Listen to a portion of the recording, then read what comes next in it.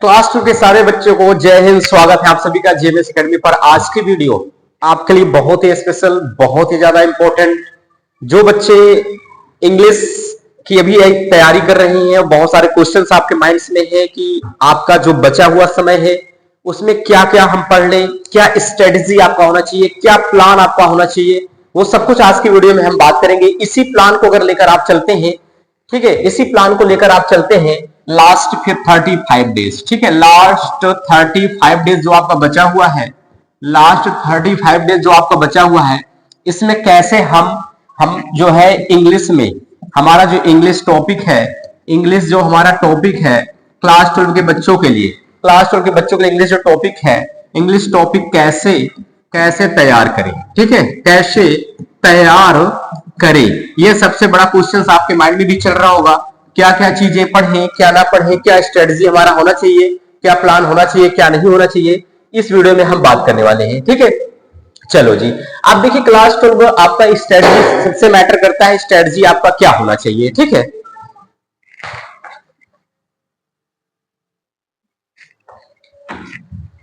हाँ तो प्यारे बच्चों, ये मैं बात कर रहा था कि स्ट्रेटजी आपका क्या होना चाहिए, क्या रणनीति होना चाहिए। तो वही हम स्ट्रेटजी के बारे में बात करने वाले हैं, क्योंकि टाइम आपके पास बहुत कम है। 35 डेज यू हैव ओनली, आपके पास 35 से 36 दिन कह सकते हैं बचे हुए हैं। तो इनमें कैसे आपकी तैयारी होना चाहिए, क्या पढ़ना चाहिए, कौन सी किताब का यूज करना चाहिए, कहां पे ग्रामर में कौन सी चीजों को ध्यान देना चाहिए, कैसे क्या पढ़ना है, उन पे बात करना, उस पर बात कर लेंगे हम, ठीक है। चलिए, सबसे पहले इंपॉर्टेंट हमें आप बताते हैं आपको। देखिए, दो ही चीज आपका होता है क्लास 12 के बच्चों के लिए। एक आपका ग्रामर सेक्शन से में हो जाता है, एक आपका ग्रामर सेक्शन हो जाता है, दूसरा आपका लिटरेचर टॉपिक हो जाता है, ठीक है। एक ग्रामर सेक्शन हो जाता है, दूसरा आपका लिटरेचर हो जाता है।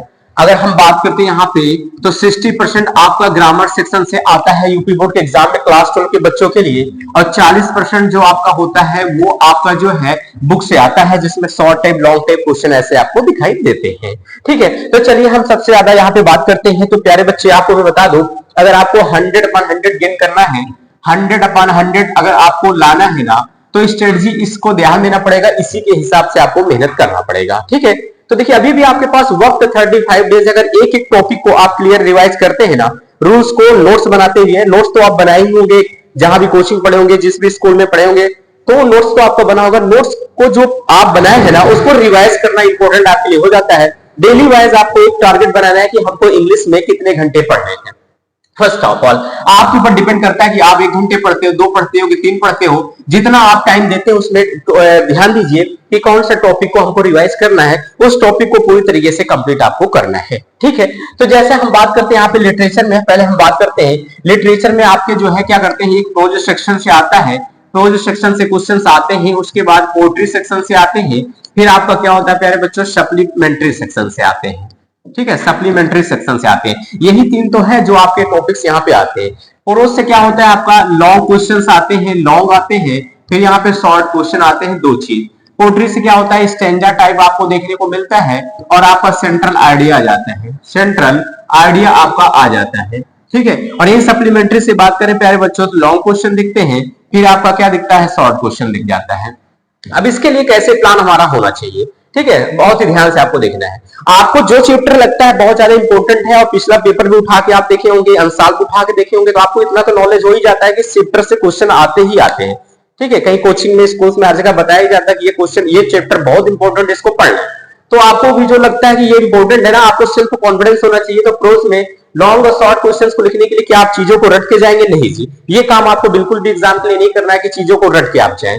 आपको ट्रांसलेशन पावर स्ट्रॉन्ग करना है, अपने स्ट्रॉन्ग जोन को बनाना है, ठीक है, या वोकैबुलरी टेस्ट करना है, वर्ड पावर जिसको कहते हैं, उन पे मेहनत कर लीजिए। लॉन्ग शॉर्ट को आंसर लिखने के लिए सिंपल सा एक तरीका है कि चैप्टर की समरी जितना अच्छा आपको पता होना चाहिए। तो जो चैप्टर आपको लगता है इंपॉर्टेंट है, एक चैप्टर डेली वो आप क्या करो, पढ़ लो, उसमें की स्टोरी पढ़ लो, हिंदी स्टोरी क्या है, उसके क्वेश्चंस को बनाने की कोशिश करें, घर पे प्रैक्टिस करें। बिना प्रैक्टिस का कुछ भी नहीं होता है डियर स्टूडेंट्स, ये चीज आप जान लीजिएगा। जो टॉपर्स होते हैं ना, वो यही करते हैं, ठीक है, सबसे अलग वो करते हैं जो आप कहीं ना कहीं करने से मिस्टेक कर देते हैं।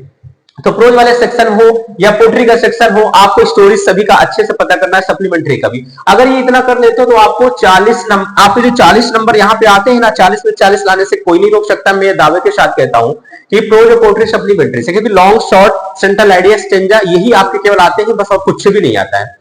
तो जो चैप्टर आपको लगते हैं इंपॉर्टेंट है उसकी स्टोरीज अच्छे से जाने। स्टोरी जब आपको पता होगा तो क्वेश्चन आंसर को क्वेश्चन के भाव के हिसाब से आप आसानी से बना सकते हैं।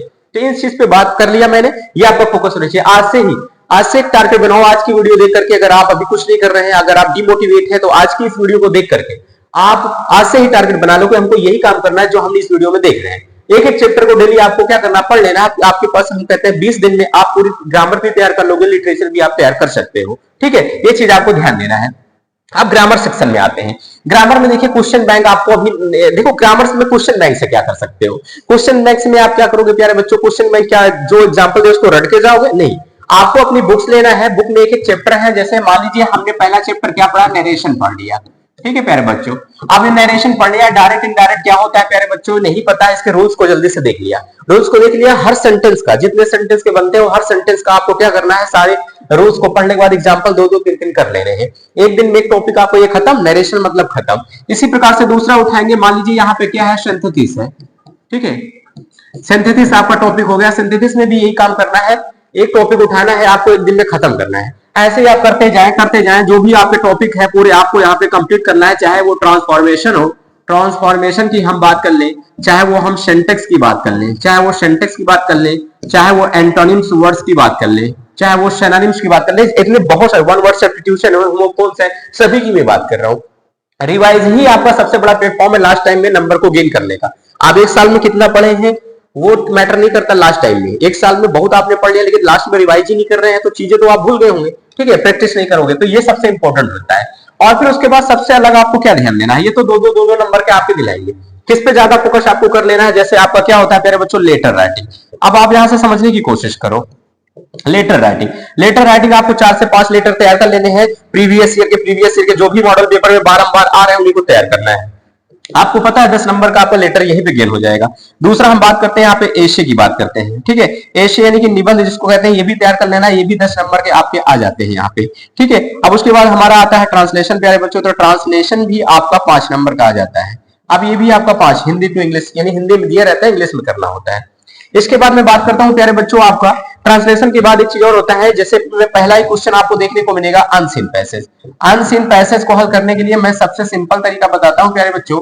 अनसीन पैसेज कितने नंबर का, 15 नंबर। अब दिमाग आप लगा लो, दिमाग आप खुद ही लगा लीजिए। 15 और 10 25 10 35 5 40 40 नंबर ऐसे हैं जो बहुत सॉलिड आंसर, जो सॉलिड रहते हैं, इसमें आसानी से लाया भी जा सकता है। 40 ये हो गए, और यहाँ पे 40 80 और 20 नंबर के छोटे छोटे टॉपिक से आते हैं। आराम से इजीली आपका इंग्लिश तैयार हो गया। किस बात का आपको डर है, किस चीज का टेंशन हो रहा है, टेंशन आप खुद बनाते हो अपने माइंड में। चीजों को सही से अगर पढ़ोगे ना, सिस्टमेटिक स्ट्रेटजी बना के, तो आसानी से कर सकते हैं। ठीक है, अनसीन पैसेज को हल करने का तरीका है कि आपको उसका मीन्स समझना है। पैसेज का जब तक मतलब समझना है तब तक आपको एग्जाम में पढ़ना है, उसके हिसाब से आपको आंसर देना है। Antonym words, synonym words, words ये सब सारे तैयार होंगे तो अनसीन पैसेज का कोई भी नंबर आपका कटेगा नहीं। तो इस तरीके से आपको प्लान बना के ना एक एक चैप्टर का आपको रिवाइज करना है। बाकी तो जेएमएस एकेडमी पर सभी आपको लाइव क्लासेस भी मिल जा रही है। ठीक है, लाइव क्लासेस भी आपको मिल रहा है। एससीएच का हमने लाइव क्लासेस में कितना बेहतरीन तरीके से समझाया, अभी तक नहीं देखे तो जल्दी से जाकर देखें। इसके बाद नंबर हमारा नरेशन का है, चाहे वो क्लास 10 के बच्चे हो, 12 के बच्चे हो, 9 के बच्चे हो, सभी के लिए इंपॉर्टेंट हो जाता है। ऐसे कि चैप्टर का आपको लाइव क्लासेस मिलेगा, वो भी रिवाइज हो जाएगा। आप खुद से रिवाइज करते हैं, चीजें एकदम तैयार हो जाएंगी। तो ये इस स्ट्रेटेजी से आपको पढ़ना है ना प्यारे बच्चों। जब ऐसे पढ़ोगे ना तो 100-100 आसानी से आप करके आओगे। ठीक है, नहीं तो फिर आपका वही है कि 100 में से 60 से 70 नंबर लेके आओगे, और यही गलतियों का सामना आपको करना पड़ेगा। ठीक है, तो प्यारे बच्चों ये था प्लान, इस स्ट्रेटेजी से आपको तैयार करना है। मैं उम्मीद करता हूं कि वीडियो बहुत अच्छा लगा होगा। ज्यादा से ज्यादा अपने दोस्तों तक शेयर करिएगा, और इसी स्ट्रेटेजी से अगर आप तैयारी करते हो ना तो आपकी तैयारी बहुत अच्छी हो जाएगी। आपके पास भले ही 35 दिन बचे हैं, लेकिन एक अच्छा नंबर गेन कर सकते हैं। तो मिलते हैं नेक्स्ट वीडियो में एक इंपॉर्टेंट फैक्ट के साथ। तब तक के लिए जय हिंद, बाय बाय।